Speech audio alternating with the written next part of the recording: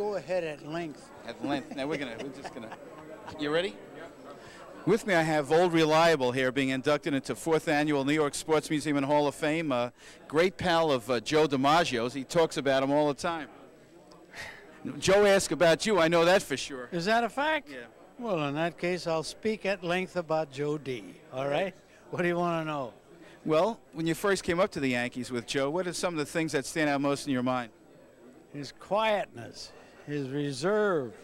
He didn't talk to anybody. He still doesn't. That's the nature of the man. Put the ball bat in his hand or let him play ball and you see something else. But Joe was never outgoing in his entire life. I managed to speak to Joe for about 1 minute and 40 seconds. It probably seemed like 60 minutes on television. And he kept asking about you. He says, what about Tommy Henrich? I brought you into the conversation. I talked about Cliff Mapes, who was only with the Yankees a couple of years. That's and right. He has high regard for you. Boy, oh boy. Well, I know Joe and I always got along, all right? But I didn't think he would come out and say that. And that thrills me to death, for Pete's sakes. Big Joe. What about Casey Stengel? You have a lot to say for the old man? What did he say? How did he say it? And how did he say it? Did you ask him about Joe McCarthy? No. You should have. Casey Stengel was not Joe McCarthy, okay? I don't know how to put this, but we were in love with Joe McCarthy, and Stengel did a great job, especially in '49 when he had his troubles with injured ball players, didn't know where he was going, we didn't look good and so forth, and we came out a winner in '49. 50 was a little easier, now 51's a little easier than that. And the first thing you know, Stengel is a legend, right, after 4 or 5 years. And that Stengel I'm not in love with, because to me, Casey is now a genius. Okay? Because of the talent you guys had. Yeah. But I admire Casey tremendously when they will say that the Yankees let him go, whatever it was. And this guy took him off his pedestal, took himself off his pedestal, and went over to the Mets. You know why? Because he loved baseball more than any guy I ever saw in my life. He is the greatest propagandist that baseball has ever seen. He'll talk to you all day long if you listen to him talk baseball. That's what I admire about him. Johnny Mize came over from the Giants. What'd you think about that when he joined your club? You couldn't believe you had this big home run hitter. Well, I was wondering about how much has John got left, because I know what he's been. And I knew at home plate he was going to be an asset. No doubt about that. He was a sound hitter. In '49, he's still a sound hitter. So it's a plus. How do you feel about going into tonight's Hall of Fame? Oh boy, that hits me way deep. In this town, that's the main thing.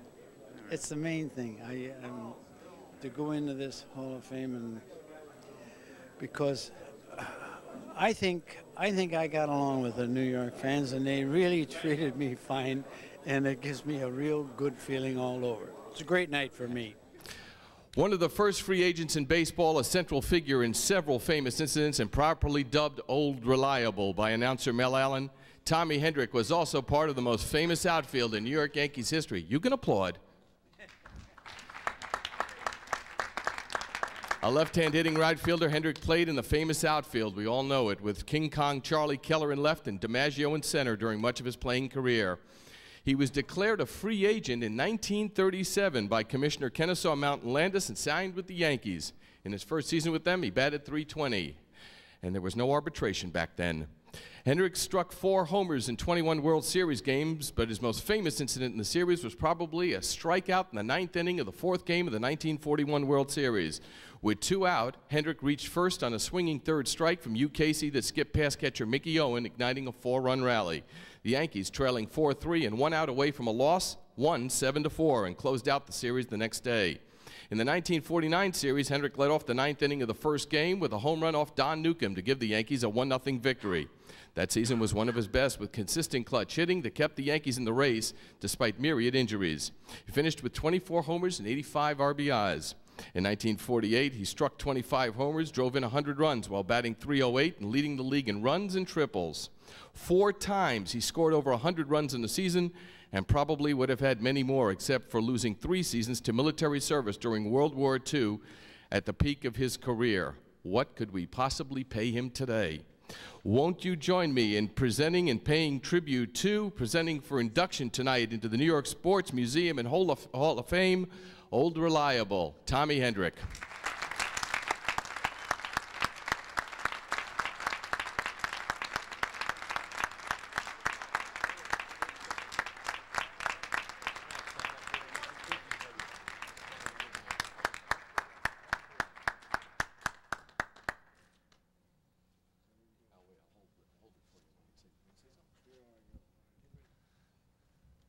Man, thank you very much. That's a great tonic.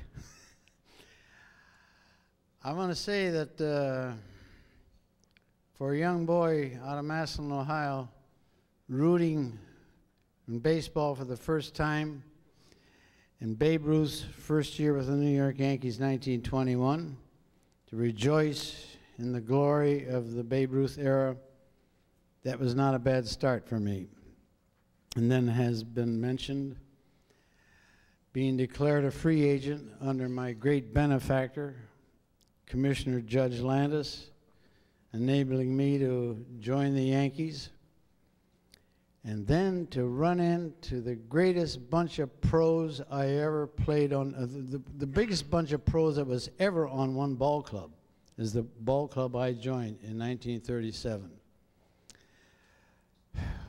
What an eye-opener. I give you a rundown. Charlie Ruffing, Hall of Fame. Lefty Gomez, Hall of Fame. Johnny Murphy, the first genuine relief pitcher. Bill Dickey, Lou Gehrig, Tony Lazzeri, Frankie Crissetti, Red Rolfe, George Selkirk, Joe DiMaggio. The manager was the great Joe McCarthy. We had the 2 best coaches baseball ever saw, Art Fletcher and Earl Combs. Now that's a bunch of winners, I'll tell you that right now.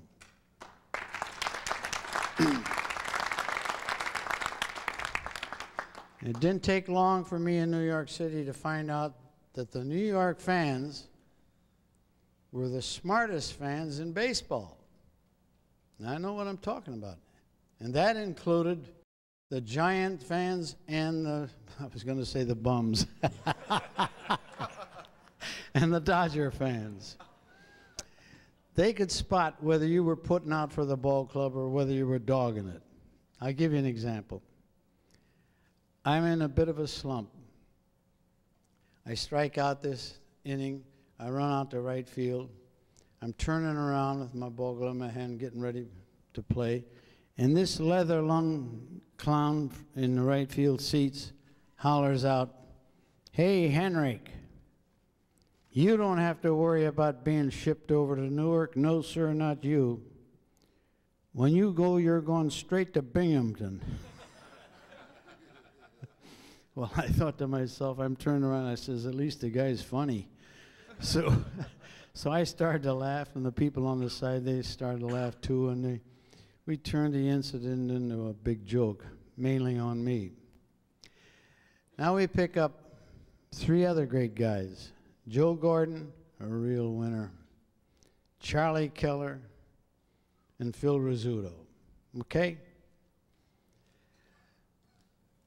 Now, with these great ball players and the success that we achieved, you'd think, did you have any time for fun?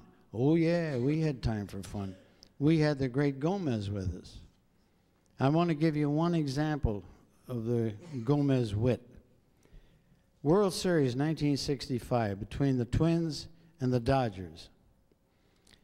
Opening day in Minnesota is a Jewish holy day. Sandy Koufax, therefore, will not pitch today with the consent of Walter O'Malley because of his religion. So the Dodgers start Don Drysdale. In the 3rd inning, the Yanks, The Twins bombed Drysdale for 6 runs. Alston comes out, takes him out of the lineup.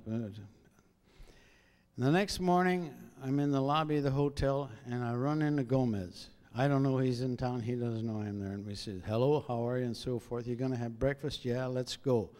So now we're walking for the coffee shop, and Lefty says, you know, Tom, yesterday when Alston taken Drysdale out of the box, he says, I could just hear what he was saying to him. I says, what the heck you mean you could hear what he was saying to him? Oh, he says, I know exactly what he was saying to him. I says, all right, tell me. He says, he was saying to him, Drysdale, why couldn't you be Jewish instead of Koufax?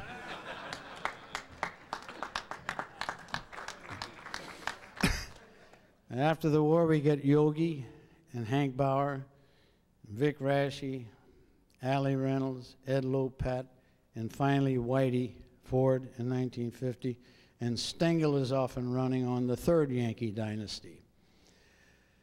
Now, I'm reminded that I have read several times, down through the years, there are some ball players that have played here in New York, and they complain they don't like the fans, and they don't want to play in New York.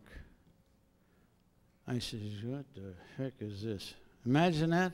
That's like Jack Benny and George Burns don't want to play the Palace, right? For heaven's sakes. Well, I'm going to the end of the line here now. I'm going to close this up in a hurry. I said, I got one thought. I've had it for 35 years. I'm still mad that Walter O'Malley yanked the Dodgers and the Giants out of New York City and destroyed the greatest rivalry that has ever existed in professional sports. I'm still mad about the guy.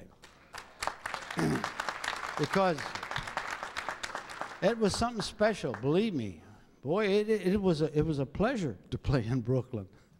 Mainly for one reason. I was there 3 times and we beat them 3 times. But so now I'll just take this opportunity to thank the people of New York for being so gracious to me down through the years. And I'm deeply appreciative of the New York Sports Museum and Hall of Fame for making it possible for me to be here tonight to collect this wonderful award. I feel it all down through my body. Thank you very much. I just want to add something which Barry Halper brought to my attention, and it certainly bears repeating. You've just been listening to the only person in the history of baseball whose 8 pennant-winning clubs wound up as being 8 world champions. Congratulations.